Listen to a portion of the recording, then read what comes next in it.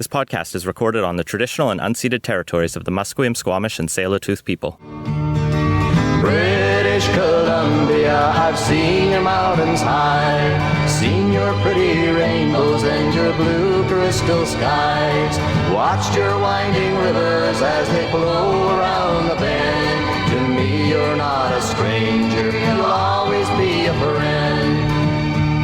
I've walked your snow-capped mountains. Coming to you from the West Coast, this is Politicos. Today is August 20th, 2020, and this is episode 203. I'm Strath Boom. And I'm Ian Bushfield. On today's show, 100 million Canadians. Is it a good idea? Is it a great idea?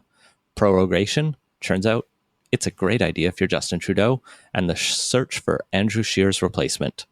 Thanks to the 102 people who are contributing every month. Would sure love to see some new names up there. So join our 102 patrons at patreon.com/Politicoast and help keep the show growing. Politicoast is in partnership with BC Today, British Columbia's daily newsletter dedicated exclusively to BC politics. Sign up for a free trial to have unique coverage of the BC legislature delivered to your inbox every morning. Listeners to Politicoast enter the offer code CITIZEN for access to a special rate. For your free 2-week trial of a newsletter, go to politicstoday.news/free-trial. Let's jump right into the interview you had, Scott, with Lisa Lalande, the CEO of the Century Initiative, on why Canada should have 100 million people.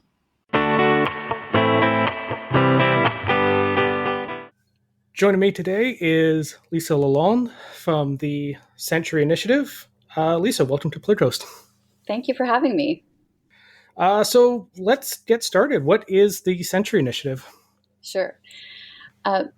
The Century Initiative is really a group of Canadians committed to Canada's future. We're motivated by a vision for the Canada that we will leave future generations. For us, that means a Canada that's diverse, resilient, prosperous at home, and influential abroad. But we recognize that to bring that vision to life, to bring that vision of Canada to life, we need to start now. Prosperity is going to take a lot of planning. It's not going to be easy. So specifically, Century Initiative advocates for policies, and we support initiatives that would increase Canada's population to 100 million by 2100. We believe that with the right approach to population growth, the right approach to population growth is necessary if we want to enhance our economic strength at home, but also our influence abroad. We believe these are necessary to create a better Canada for future generations. So right now there's about 37.5 million Canadians. Why is that not enough? What is a low population cost in Canada right now? So our population is not just low, it's also aging. So that means that the compassion that we Canadians pride ourselves on will quickly become unaffordable. So in other words, we're not going to be able to afford the Canada we know today. In practical terms, what does that mean? We enjoy tremendous social supports and programs. Think about our healthcare, our educational systems, to our pension and unemployment programs, our roads, our bridges, our infrastructure. All of these are largely supported by tax dollars. Tax dollars require a healthy, employed, productive population, one that's creating jobs, earning paychecks, and contributing through tax dollars, household spending, investment. So fewer people working means fewer dollars for the programs and support that we value as Canadians. And right now, our domestic birth rate simply isn't enough to close the gap. So I'm going to throw some numbers out, but I think they're important. In the 70s, the number of working people for each person over 65 was 6-1. Today, it's 4-1. By 2036, it's going to be 2-1. So that means that we're only going to have, for every 2 people, we'll have 2 people supporting for each elderly dependent person.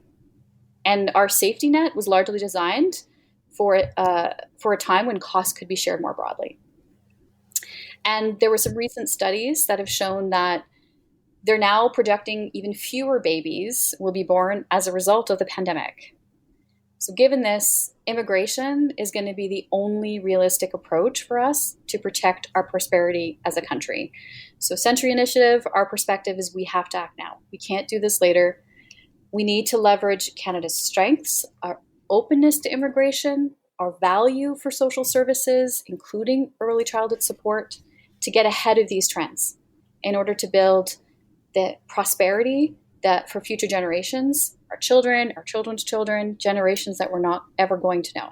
So is this mostly just a case of trying to get the GDP numbers and the tax revenue up, or is there kind of more to why a larger Canada would be beneficial for everyone? That's a really great question. Because we focus so much on the goal of 100 million by 2100, often we get challenged with, is it just the numbers? And it's not just the numbers. It's a big part of our argument, but it's more than that. So let me explain. This 100 million scenario provides the greatest positive impact on our demographic challenges that we're facing, and will lead to higher economic growth. So yes, it is about GDP growth. Based on some research, we predict that if we steadily grow to 100 million, our GDP growth would rise to 2.6%. And that would be sufficient to significantly reduce the burden on the government revenues required to pay for healthcare, old age, other services. And if it's done right, so I want to emphasize the right part, it would mean that it would mean more younger workers, more innovation, entrepreneurialism, and dynamism in the Canadian economy, as well as international influence. So the reason for the longer time frame to get there is simple. So I'm going to emphasize now what I started with, which is it's not just about 100 million people. It's about getting there in a smart, sustainable way, in a way that benefits everyone. So in addition to increasing our numbers, we need to plan for how, as a country, we can get there. So that means planning for and investing in things like urban development and infrastructure to support a larger population, the kinds of employment and entrepreneurship programs to attract and grow the kind of talent we need for the jobs of today, but also the jobs of tomorrow, education and early childhood supports, and skills and training, to name a few. So I think, one of the questions that we often get when I post and people email me, Canadians have legitimate concerns right now, especially given COVID-19. They have legitimate concerns about increasing our population size, but also the number of immigrants coming to Canada. We need to create space for that conversation, but we also need to help people see and understand the economic and social benefits of managed population growth through immigration. And we need to ensure that the benefits of increasing our population through immigration are widely felt. So that is going to take planning, long-term thinking and planning, and engagement with many different groups that could help us understand what's needed to advance that change. And we're not talking about a massive jump. We're talking about proposing gradual annual increases, not too far off from what the government has already targeted. Essentially moving towards pinning our annual immigration target to 1.25% of our population. So it's today it's just under 1%. This may sound high to some, but we've actually done this before. So immigration actually peaked in the early 1900s, we had 1 year in 1913 that saw over 400,000 immigrants arrive, which was more than 5% of the population. We've done this, we've done it reasonably well, and we can do it again.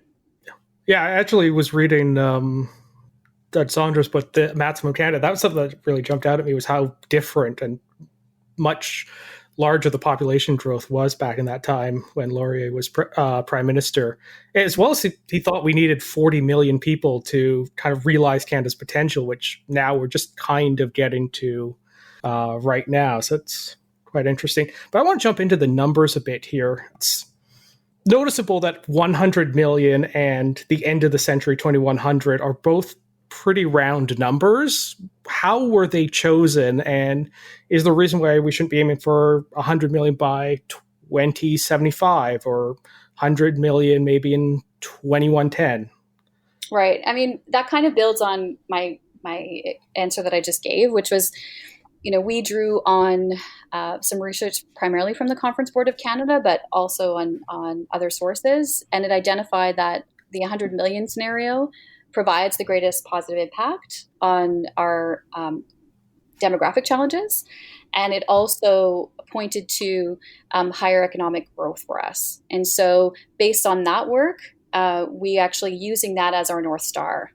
And we are suggesting the gradual annual increases so that we can actually, as we grow, we can consider the system level changes, the wraparound supports that are needed, the important questions that we have to ask and answer around how do we accommodate larger population size in our cities? How do we make sure that we have the right employment and skills training programs? How do we make sure that we have childcare? You know, if you're parents right now with kids, you're like, you're feeling it. You need that more now than ever. So how do we make sure that we're managing this growth properly? And so what Century Initiative is advocating for this North Star goal, 100 million by 2100, and we're simultaneously saying, but let's get it right. Let's do it right, and let's work in partnership to make sure that it happens properly. So on doing it right, you mentioned you want to grow the population sustainably, but that's something I always see come up whenever this idea of a larger population is discussed is, well, sustainability and how it relates to climate change. Canada has one of the highest per capita carbon emissions. How do we reconcile a growing population with the need to fight climate change? So climate change isn't just about population numbers. It's also about how we use our resources and the choices we make. In a country that is as sparsely populated as Canada, we're forced to use inefficient and highly polluting forms of transportation.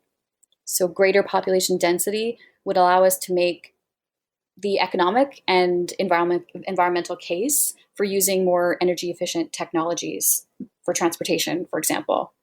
Second, building a low carbon economy requires scale, innovation, and capital. And coping with the effects of climate change will be very expensive. The cost of these shifts are going to be to both public and private sectors will be huge. So we need a strong fiscal base to meet our environmental commitments, and this depends on population growth. That makes a lot of sense. So yeah, stuff like high-speed rail, for example, can't really work if you just have a very large dispersed population. Is that kind of what you're getting at? Yeah. So, population density could create nodes of economic activity. They can foster economic innovation, productivity, growth. One of the things that, one of the questions that we get is where would Canadians live? Like, how is that going to work? We can't all go to Toronto or Vancouver. I live in Toronto. I understand, how expensive it is and how difficult it is sometimes. So we are exploring the concept of megacities. So urging land use, infrastructure, economic development policies that drive greater population density in our cities and regions across Canada. We believe properly planned greater density is energy efficient, to your earlier point, reduces environmental impact, delivers a high quality of life for residents. There are regions across the country with tremendous potential, and that would become a larger population, creating jobs, driving innovation.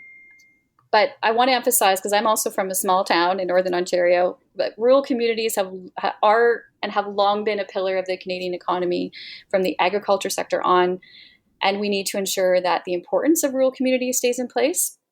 What we're saying is that, we recognize that cities are already under pressure and resources are tight, particularly because of COVID-19. So to be successful, what we're saying is that communities need to have modern, high quality infrastructure, offer affordable housing and convenient public transportation, attract talent and investment and nurture innovation, provide a vibrant and inclusive cultural life. They have to feel secure and welcoming, and they have to be environmentally sustainable. So when we go back to your earlier question, is it just the numbers? Is it just GDP growth? And I think that that's really short-sighted. I think it has to be both an economic argument and also about our well-being. And we believe that it doesn't have to be a one or the other, an and or. It could be both. Yeah, I think that makes a lot of sense. So I want to touch base on the political factors related to expanding urban density.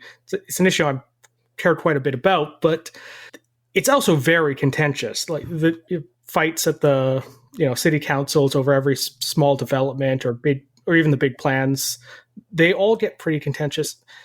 And there's a lot of resistance at kind of the local level to change and growth. A lot of city councils tend to have a lot of people on them who, for whatever reason, aren't particularly fond of growing the cities. How do you plan on dealing with the kind of political resistance that this proposal would bring? Well, it's a good question. I think, at the heart of Century Initiative's model is partnership, convening, identifying gaps, research gaps, practice gaps, opportunities to test new approaches. One approach that we're taking, particularly in the area of urban development, is partnering locally, partnering with organizations who are grappling with these questions, and convening organizations, groups together to explore how we might best do this. So how do we develop a 50-year infrastructure plan, for example? How do we fund that? And what are the approaches needed, and what do we test to make that happen? And so there is no sort of magic bullet, silver bullet answer. It's more about starting the conversation and supporting efforts to explore how that might happen in practice. I see a lot of times at the local level here that a lot of conversations get started, but when they actually get to the vote at City Hall, it tends to get pretty contentious. Do you have a view on how that could be reduced or bypassed? Is there a role for the provinces to use their inherent powers over cities to maybe shape things a bit better? Yeah, I mean, I think that I can give an example of what we're working on right now as a way to inform the discussions, because I think that some of it has to be in identifying practical opportunities, bringing in the people responsible for making some of these decisions. We're working closely with Evergreen on our Urban Futures program that's looking at a 50-year infrastructure program, and that's working with local government, municipal government, and other partners as a way to move the conversation forward. And so that's one way that we're tackling it. And I think that it is a complex and it's also a complicated piece. But I think it's about having the conversation, having the right information, prototyping and testing new approaches, and then bringing people in who are the decision makers early on who can help drive that change. Okay, so I want to circle back a bit to the question of how we get to this 100 million person Canada. So you've discussed immigration quite a bit. Do you see it mostly in immigration, or would there be efforts to increase births in Canada too? Is it kind of one, the other, both? Immigration will be a key driver of population growth, and the reason why is that our fertility rate, our replacement level is insufficient. So what that actually means is that if we want people to have more children, then we need to encourage that with investments and supports that would allow that to happen. So our fertility rate right now is 1.54, and it's well below the replacement level of 2.1. So that's what I was getting at. So we right now, we know that right now the lack of these supports is one of the factors that contributes to the decision not to have more children. But we also know that the data shows mixed results in countries that have tried to incentivize a higher birth rate. And while financial support and other nudges may boost the fertility rate slightly, it is almost certainly not going to be enough to keep Canada's population at the same level, let alone grow. So immigration will be critical to our population growth. That's why we say, you'll often hear us say or see written in us write that it's simple math. Immigration is critical to our population growth. So how do we get to 100 million? We believe Canada is on the right path. The government of Canada announced an increase in immigration level targets, a 3-year plan. In 2019, it was 330,800, 341 in 2020, and then 350 in 2021. And in addition to that, so not just the numbers, but Canada also is using a broad set of policies to enable growth. So new investments in infrastructure, changes to the immigration system to provide faster access to top talent, enhancing foreign skills recognition, increasing family unification measures, and also more inclusionary policies to advance gender equality. But I think, the pandemic has challenged those plans.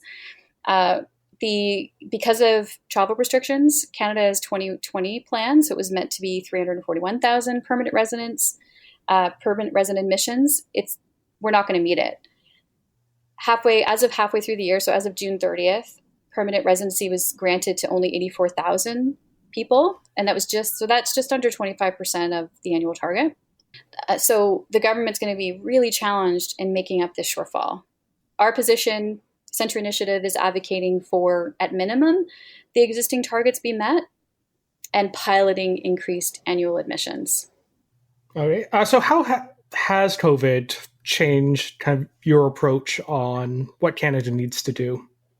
Well, as I mentioned, we are still advocating for the same multi-year targets. And I don't believe I mentioned them earlier, but for good measure, 400,000 in 2022. So that was going to be only moderately up from the government target of 361. 420,000 in 2023, 450,000 in 2024, and then 475 in 2025. What that actually means is just pinning the annual immigration target to 1.25%. Today is just under 1%. So we are still advocating for that. I think what we're saying now is the government still needs to get there, but we recognize it's going to be tough. And piloting some approaches and measuring how that is working in terms of increasing those numbers is really important to understand what's working and what's not in communities. Right. So this is basically an 80-year project, and kind of some rockiness in year 1 and 2 isn't going to really derail things too much, and you're kind of still focused on that long-term 2100. Yeah. Okay. There's been quite a few kind of COVID changes everything takes that I haven't been entirely sold on the long term, and kind of glad to hear that things are still looking ahead, kind of regardless of that. I don't think we have a choice otherwise. Yeah, I completely agree. So you've mentioned having more global influence, and the report that your organization put out for Bigger, Better Canada mostly focuses on domestic issues. So I kind of want to get a better sense of what you're looking for in terms of global participation and influence. Yeah. So, I mean, when we talk about international influence, we're talking about increasing our influence so that Canada has a stronger voice on issues that matter to us, like security, climate change, the North. And as we've seen recently, global issues like how do we respond to the pandemic? So what we're actually talking about is we're saying that population growth will be a critical factor in having a voice on issues globally that affect Canada. We don't go further to say what specific international issues. We don't have that broader agenda outside of our mandate, but simply to say without an increased population, it makes that potential for influence much lower. All right, that makes sense.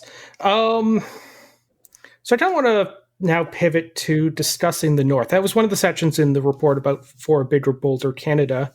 So right now, most of Canada's population lives within 100 miles of the U.S. borders, where all the infrastructure is.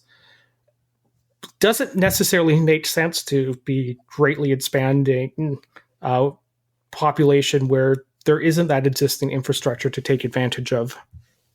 Our population numbers in the North are small, both in real terms and relative to the rest of Canada. I think it's like 115,000.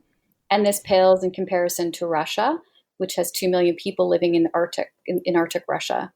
This has pretty significant implications for the future of the North and its oceans.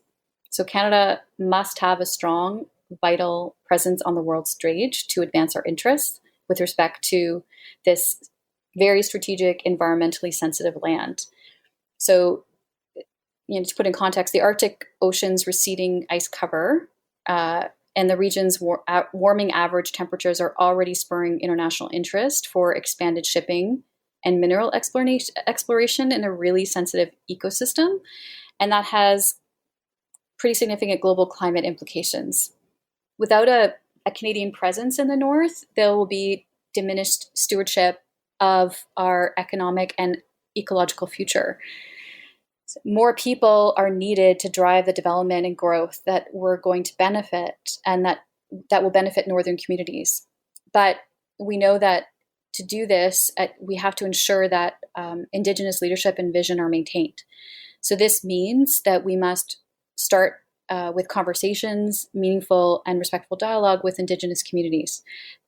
But ultimately, we need to grow our population. It has strategic implications for us as a nation.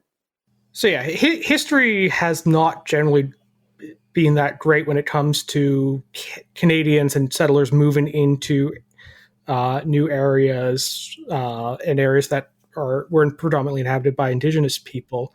If we do expand the Canadian population in the North, how do we make sure the past mistakes aren't repeated? I think a big part of that is recognizing and owning the fact that there were mistakes and starting with conversation, dialogue, engagement with Indigenous communities. And so I do not have a straight path to say it's this or that. It has to start with conversation and engagement as a meaningful starting point. So in terms of having a larger presence in the North, past governments have put some emphasis on building up northern ports. There's a naval port currently finishing construction right now, and there's an Arctic training area up there for our military.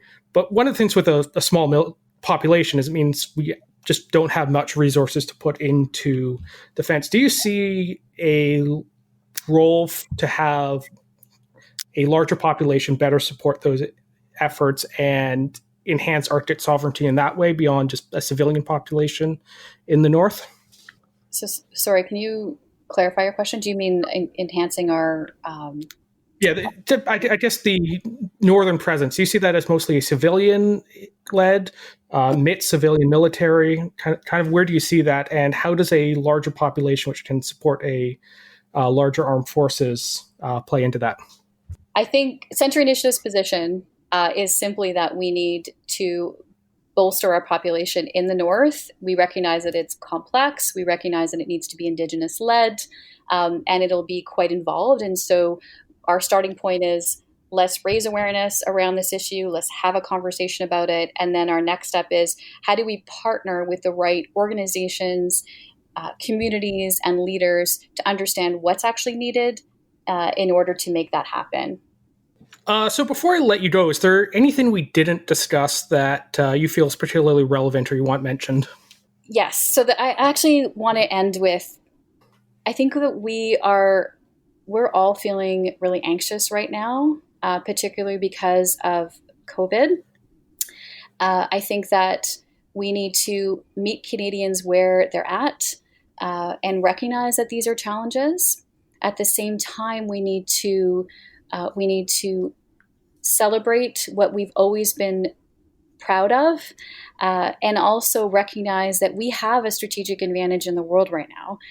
Our openness to immigration, as well as a culture of multiculturalism and diversity. We're recognized as we have recognized the importance of immigration to secure a future, and we are recognized as having one of the leading immigration systems in the world. This means that we have a strong footing for in the global fight for talent. We have the vision, we have the tools to support this strategic advantage, and we should take it. But it's not just a job for government. Organizations like Century Initiative, businesses, your listeners, we all have a role to play in advancing what's really needed to ensure a strong, prosperous Canada. And we need to have this conversation now in order to make this happen. Well said. So where can people go to find out more? You can go to our website at centuryinitiative.ca and also follow us on our social media channels, whether it's Twitter, LinkedIn. We're also on Facebook. So please do follow us, and you can also add yourself to our newsletter through our website. Lisa Long, thanks for joining me. Thanks so much for having me. I really appreciate it.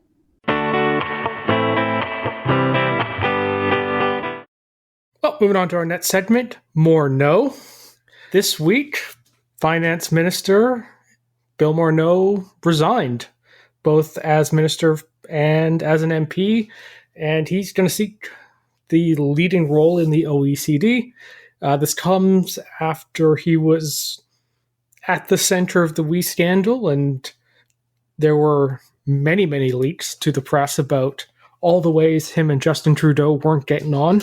Yeah, this was Monday afternoon, Monday evening that it came out. I guess he and Trudeau had a tete-a-tete, a meeting on Monday, and Morneau announced, this has nothing to do with this doesn't even have to do with our difficulties with each other. This is all about me wanting to be the Secretary General of the OECD, something that no one really bought as a real reason to suddenly decide you want to up and leave as Finance Minister of Canada. So, yeah, there's so much wrong with the story about wanting to go lead the OECD. First of all, no one expects Canada is going to get a seat in the next round of elections. There, we had a senior one pretty recently, so that's weird. There's a potential that Bill Morneau actually is under the ethics rules where he can't work with anyone he's had significant dealings with, which, the OECD and finance minister of a G7 country, they have significant dealings for 2 years. And also, it's really weird to just pack up and leave less than a year after being reelected. And you said he was at the center of the WE scandal. I would say he was adjacent to the center. I would say Justin Trudeau should be the center of the WE scandal. The only person more center to that is Craig and Mark Kielburger. Yeah, he's in the first ring of the WE scandal. Yeah, his direct family connections. His $41,000 vacation bill that he didn't pay until a couple weeks ago. Second only to the Prime Minister in being implicated in it. But I think the press has largely quieted down on that. We'll talk a little bit about some of the leaks that have come out more recently, but the narrative being spun was this desire to shift going into the fall. And that's what the next round of news on Tuesday was, as Justin Trudeau announced that Chrystia Freeland, Deputy Prime Minister, fixer of all things, and the woman who wears many hats, is now Canada's first woman to serve as Finance Minister. Along with that announcement came the announcement that Parliament will also be prorogued until September 23rd, so all of the committees will be closed. I think they were actually separated by a little bit of time. I don't think it was the same. A few hours. They were both on Tuesday. I think when he went to Julie Payette, the Governor General, to swear Chrystia Freeland in as Finance Minister, he probably also got the prorogation, just to condense it all to one visit. Probably. I mean, we know how much the Governor General doesn't like to, Governor Generaling.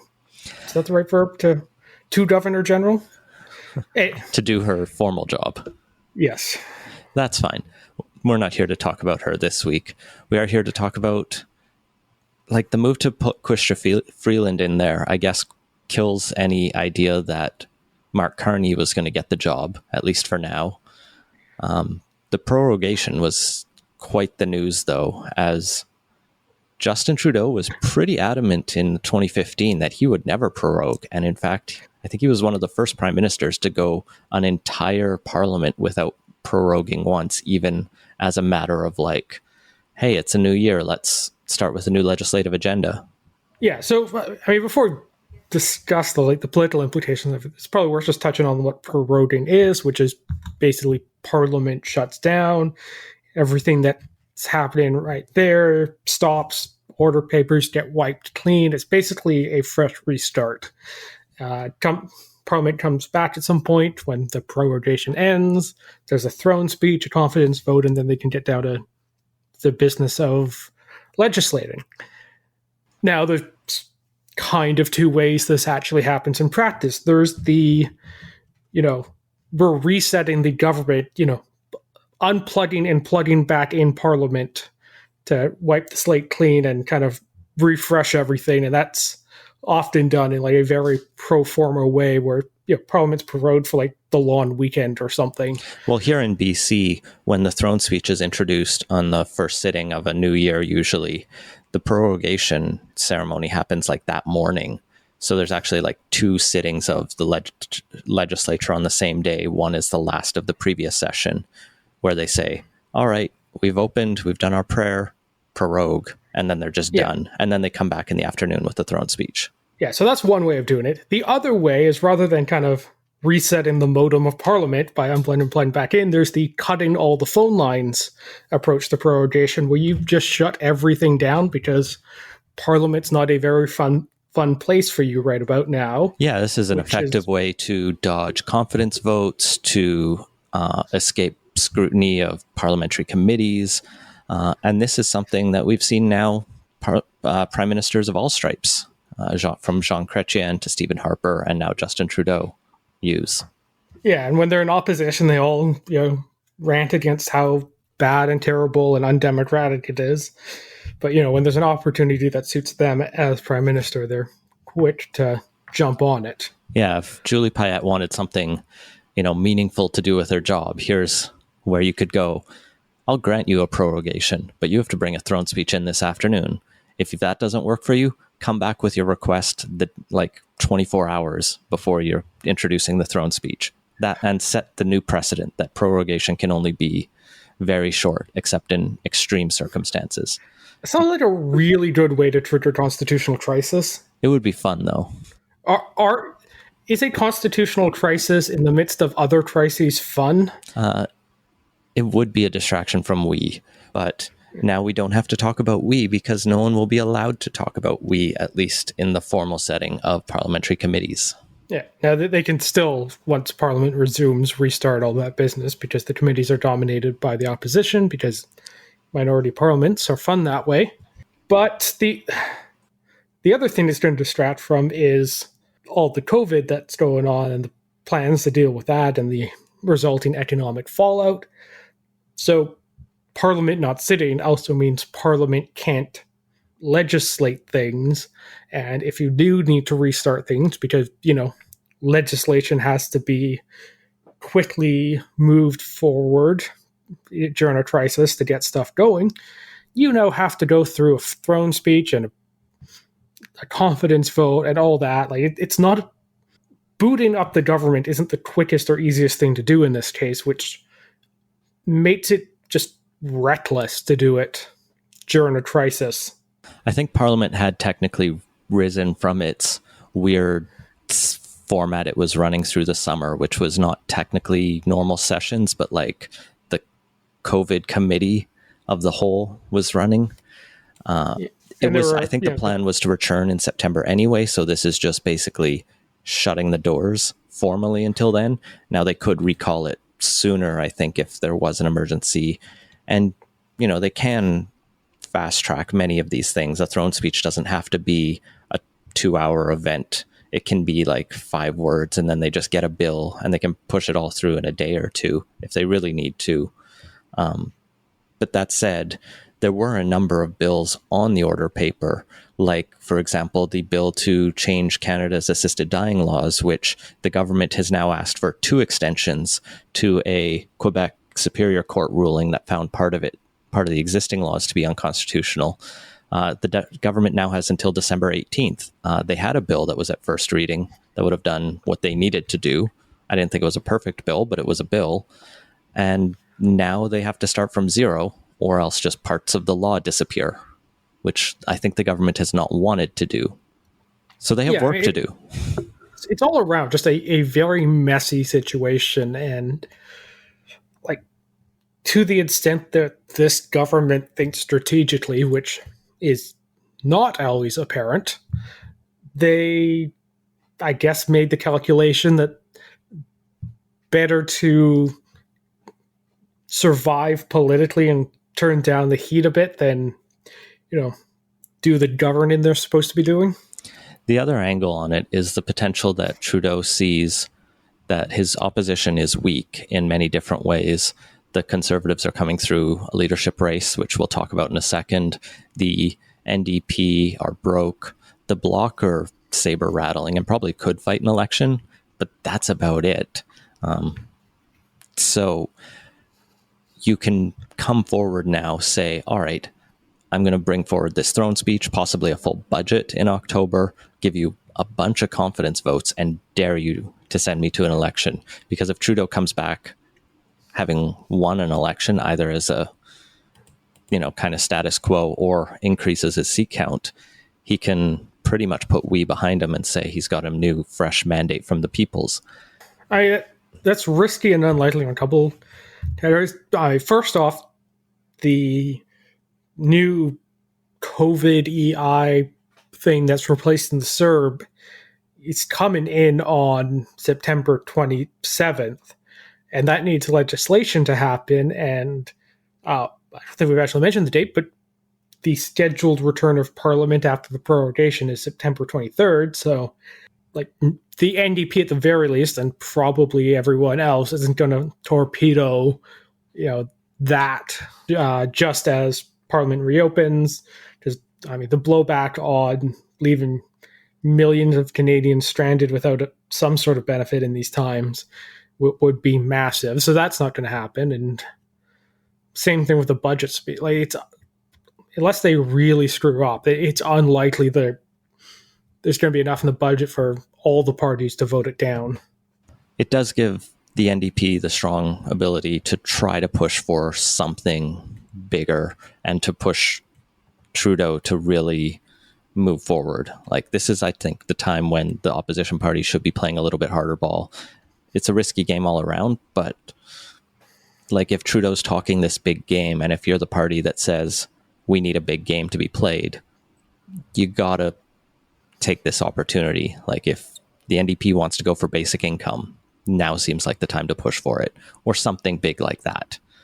But let's talk, you mentioned the CERB transition plan. So this had been talked vaguely about, and we just got the details today for how the CERB, Canada Emergency Response Benefit, the $2,000 a month that many people were getting, millions of people were getting, and were set to not get very soon when it expired, is being replaced by a revamped EI.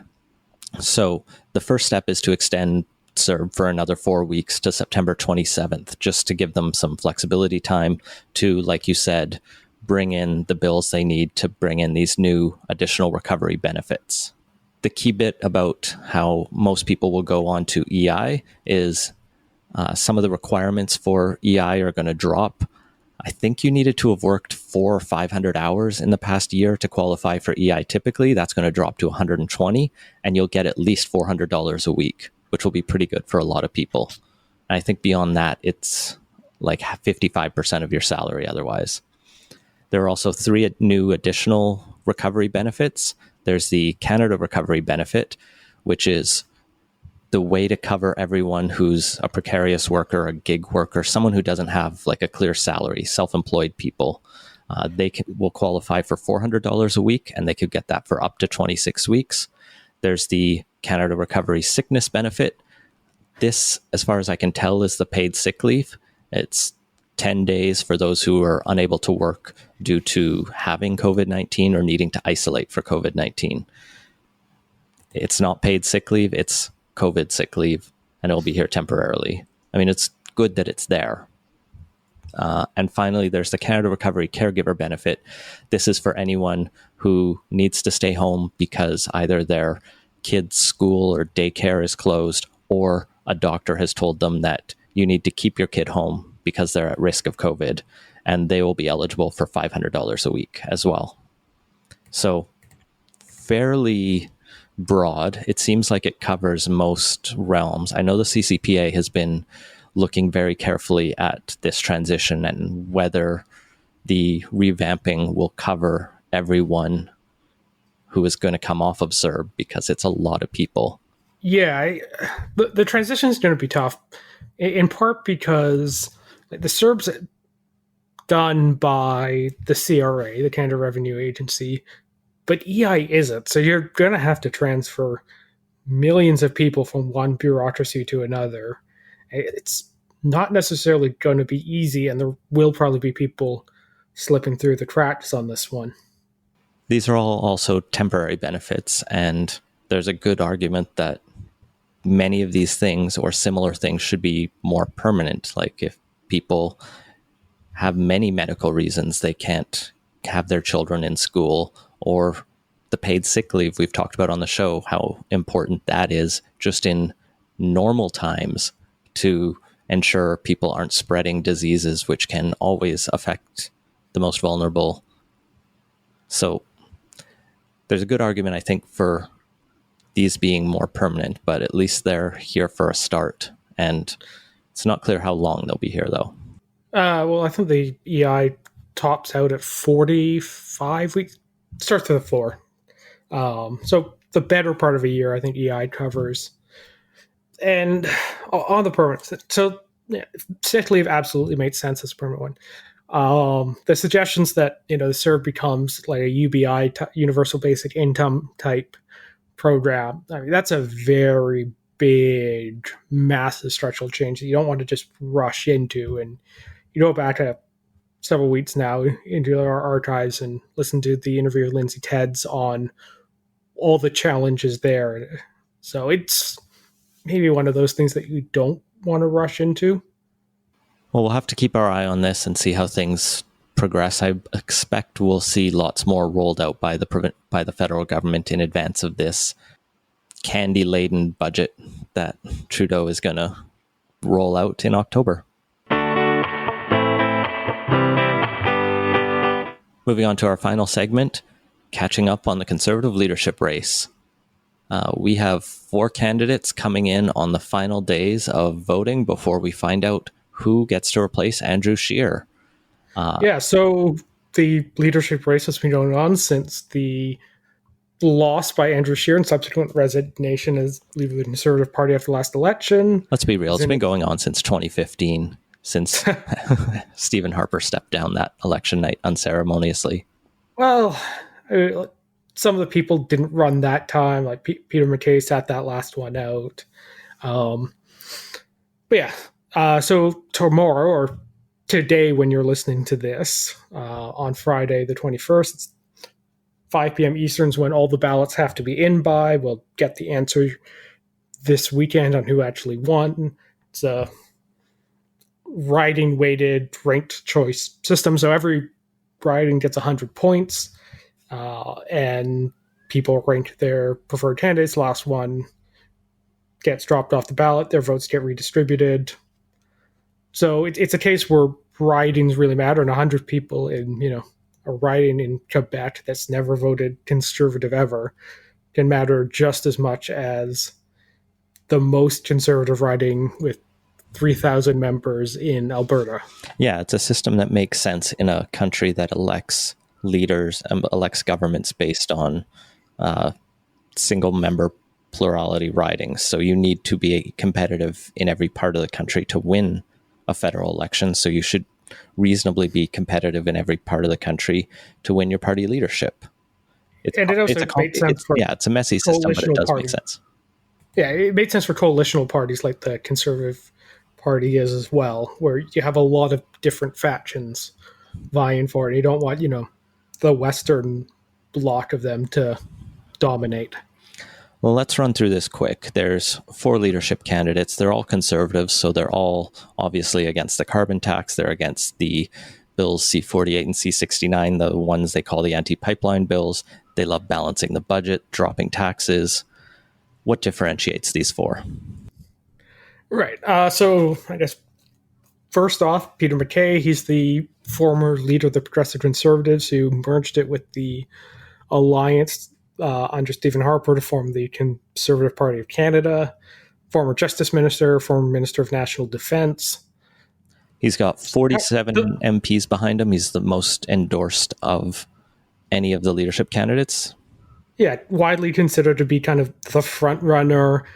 It's what little polling we have is generally put him ahead, but not by such a wide margin that he has a lock on it.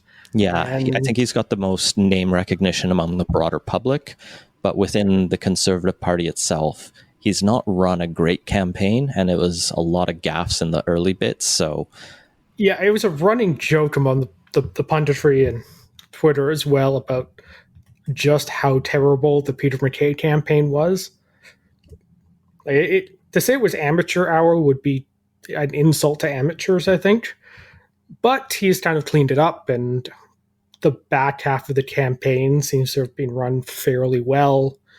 So yeah, decent shot at it, but like front runners in ranked choice leadership votes, but at a disadvantage if they can't clear the first ballot, because anyone who isn't voting for the front runner generally has a reason not to vote for the front runner, which means they generally don't pick up as much on the second and third ballots. Yeah, McKay is also somewhat positioned as the moderate of the candidates, whereas O'Toole, who we'll get to, is a little bit more on the conservative side, and then you have two far-right candidates. And so yeah, you need to pick up those far-right votes, unfortunately, to win. Yeah, O'Toole was also like the moderate candidate last time and has definitely shifted more towards the right to kind of differentiate himself from another Eastern Canadian moderate running in Peter MacKay. So Peter MacKay is running a pretty generic centrist front runner campaign, really putting the emphasis on jobs. Has a bunch of stuff in his platform around that, plus the usual Conservative Party platform promises. Yeah, there's a bunch of wonky stuff in here, from changes to RRSPs and tax-free savings accounts to like a digital first government services. And that's all fine, standard conservative stuff. A bit more on the like no Huawei 5G, use the Five Eyes, invest in that a bit more.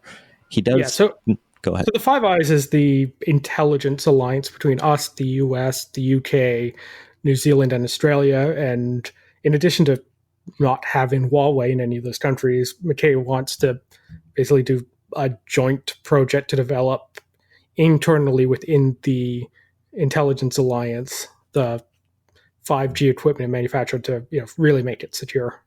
And he's the one who would say he would march in the Toronto Pride Parade. I mean, assuming they would let him, because I know some of the Pride Parades have taken to being a bit more strict with conservative parties if they don't show a commitment to queer issues. Well, MacKay's main rival and the other highly likely winner of the race is Aaron O'Toole. He's been the kind of in the runner-up position the whole time, but very much in range of winning this thing. So he ran in the last leadership race, finished a fairly respectable third, just behind Scheer and Bernier. Yeah. He's a former Air Force officer, former Minister of Veterans Affairs. And like we talked about at the start of it, he's very much in like the moderate lane of the Conservative Party, but because the moderate lane was already filled, he kind of shifted a bit more towards the center of gravity of the party. Yeah, so he's got the second most number of endorsements, 38 MPs across the country, including BC's Mark Dalton, and a bunch I've never heard of: Kenny Chu, Tracy Gray, and Brad Viss, Chuck Strahl, former MP, and notably Jason Kenney, Premier of Alberta, who I think managed to round up a lot of the UCP caucus to also throw endorsements at Aaron O'Toole. So yeah, Kenny was an early endorser and really kind of pushed the don't want Peter MacKay to be the leader. And that's quite notable, as premiers don't tend to weigh in on federal leadership races. Yeah, it was a little unusual in that way.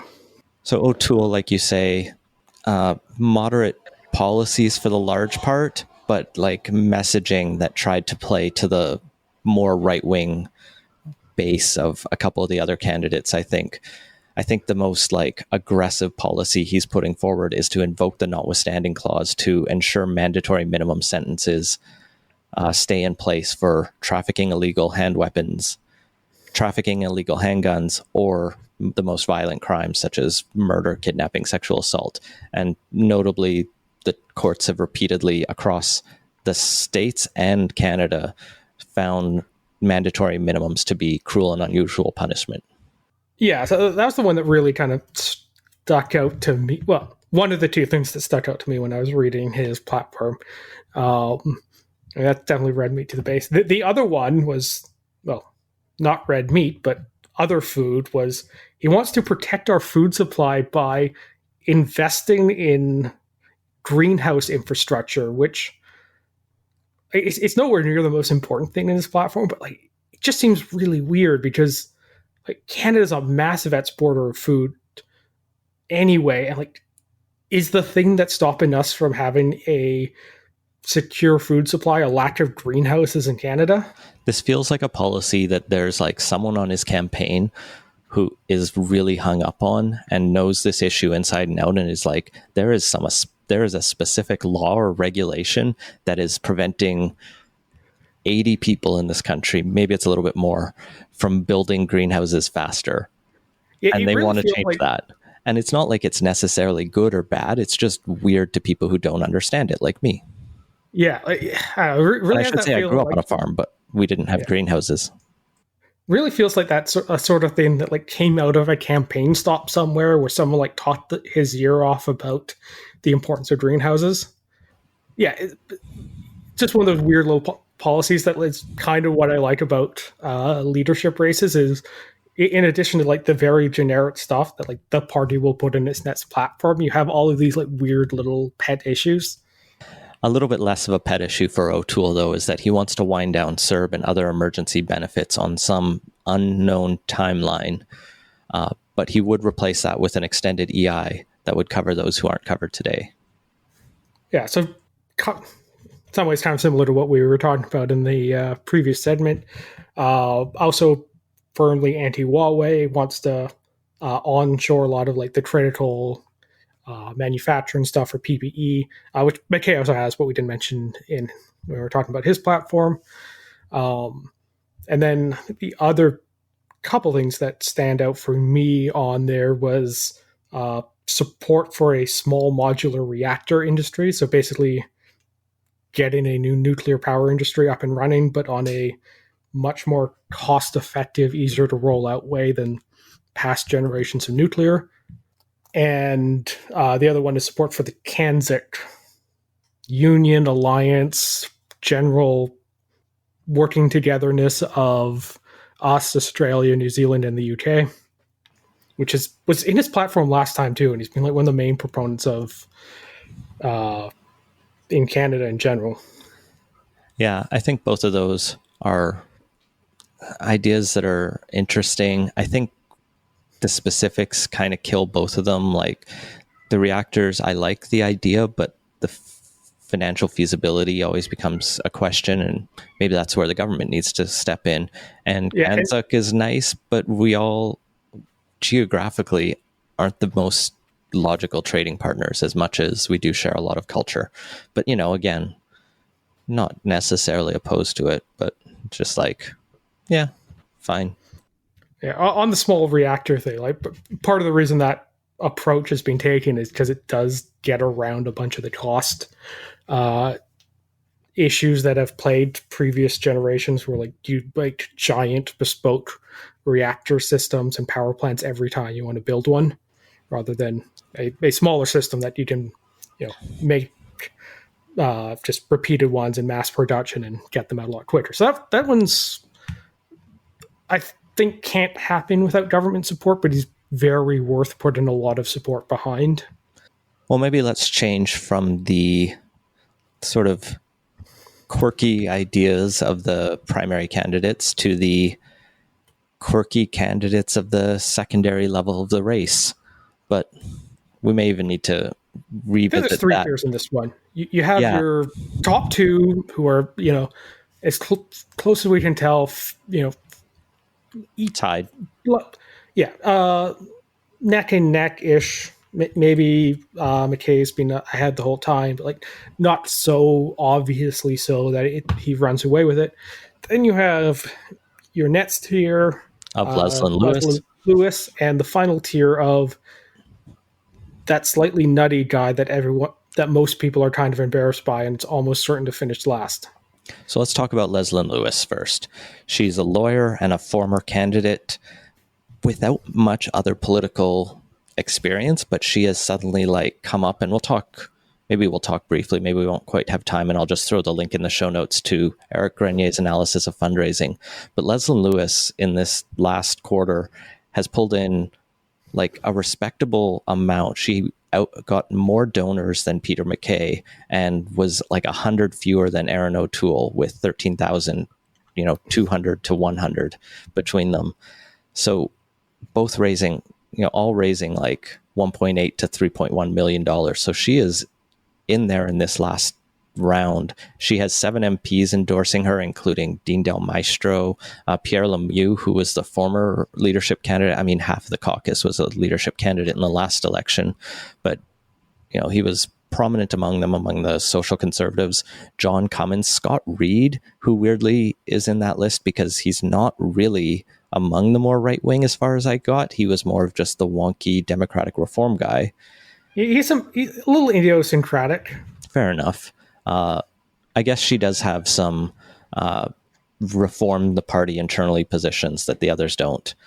She's also got Lyle Olberg, who is a former Alberta finance minister, Bill Bennett, the former BC Minister of Energy and Mines, and Sam Oosterhoff, who's the famous, I think he's the youngest MPP in Ontario, and he's a very notable anti-choice advocate, which I think brings us to the core of like Leslyn Lewis's platform, one of which is like no hidden agenda. And she says the only way to avoid being accused of having a hidden agenda is to not hide it.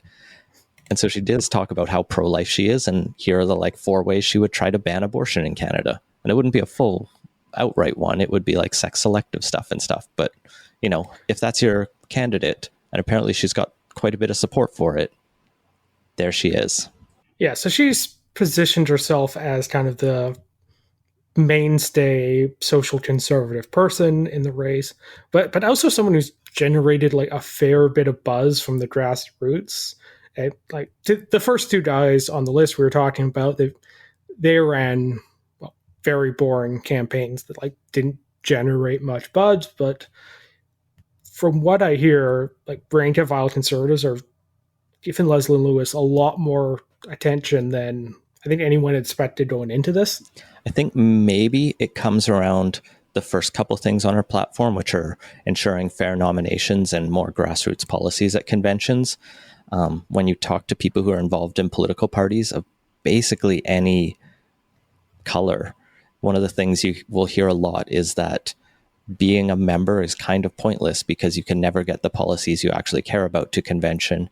And a lot of the important races are somewhat de facto stacked, or in some cases, just like in some parties, only specific candidates can run. So yeah, when you're running as leader and you need the votes of members, saying I will give my members more choice and more power is appealing, even if sometimes the members are dumb and make bad choices politically. Yeah, well, that's the thing. Like, someone always runs on that platform, and it's never been a huge, the ticket to success. I can't think of a leader who got elected primarily on I'm going to, make the internal party working slightly better, rather than I'm the best person to contest the next election, or I'm the person who like speaks to the id of the party the best. Yeah.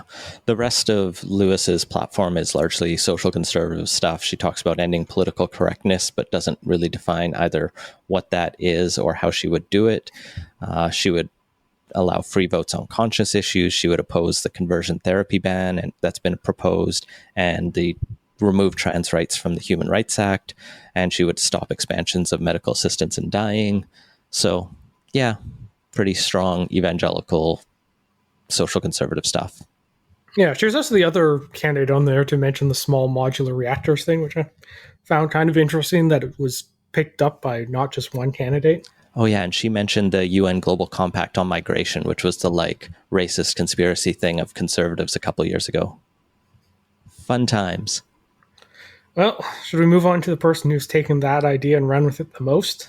Yeah, Derek Sloan, who on paper should be ahead of Leslyn Lewis because he is actually an elected and sitting MP, also a lawyer, but I think screwed up early on and shot his mouth off maybe a bit too much, and became clear he was the like person running on essentially all the same stuff as Leslie Lewis, but like the obvious bigot of the two.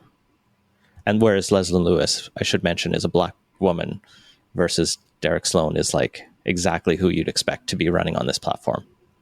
Yeah, so he's making the like very popular social conservative stuff, like the bread and butter of his campaign. Exactly what you'd expect there. Plus some COVID specific stuff. So he's but first I should say he's been endorsed by former leadership candidate who did actually quite well, Brad Trost, and media type person Ezra Levant, which is quite the backing behind you. Yeah, but yeah, Derek Sloan's really like leaned into the populist stuff, particularly as COVID's come around. So he's being like a vocal anti-masker. Part of his platform is no mandatory COVID vaccines. Like, very much kind of position himself in like the Trump mold in that way. I also like this thing he has on here about making it illegal for an online platform to ban someone unless they've been documented breaking the law. Like, yeah, he just wants the internet to be unusable.